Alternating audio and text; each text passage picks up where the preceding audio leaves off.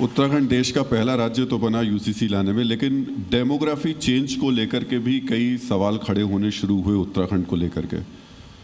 आपके लिए ये कितना चैलेंजिंग है और क्या ये पिछले कुछ वक्त में लोगों के लिए, प्रशासन के लिए, शासन के लिए थोड़ा मुश्किल भरा रहा है? देखिए, पहले के समय में इस पर ध्यान नहीं दिया गया। अनाप शनाप तरीके से ऐसी जगह पर लोगों को बसा दिया गया जहाँ कोई अस्तित्व उनका नहीं होता था। लेकिन हमने ये संकल्प लिया है, और ये संकल्प मेरा नहीं है, मैं हमेशा कहता हूँ पूरे देश और दुनिया के लोग देवभूमि उत्तराखंड को आस्था से देखते हैं, श्रद्धा से देखते हैं। और हम कहीं भी जाते हैं देश में, दुनिया में, अगर हम किसी को बताएं कि हम उत्तराखंड से आए हैं, देवभूमि से आए हैं, तो हमारे इतना बताते ही उनके चेहरों के भाव बदल जाते हैं। एक भाव होता है कि भगवान के सबसे नज़दीक के लोग हैं, सच्चे होंगे, अच्छे होंगे, ईमानदार होंगे, पवित्र आत्मा वाले होंगे। तो इसलिए जब पूरी दुनिया की सोच इस प्रकार की यहाँ के लिए है, तो यहाँ का देवत्व किसी भी कीमत पर उसका तनिक भी नुकसान नहीं होना चाहिए।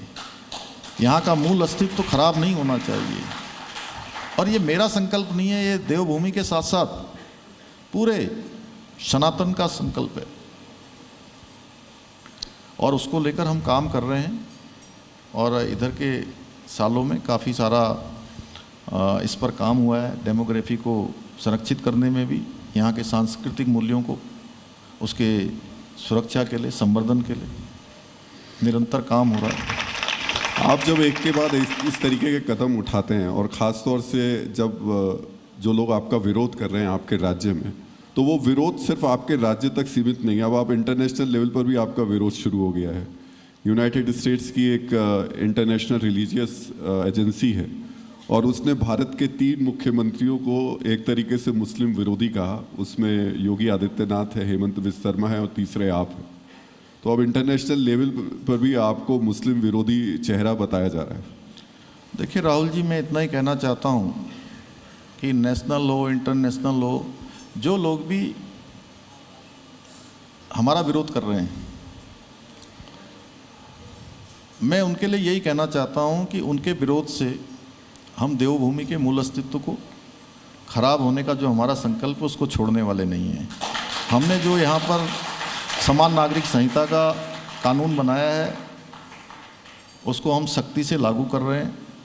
वो लागू हो गया है, और उसमें निरंतर भारत के संविधान का पालन किया जाएगा, व्यवस्था का पालन किया जाएगा।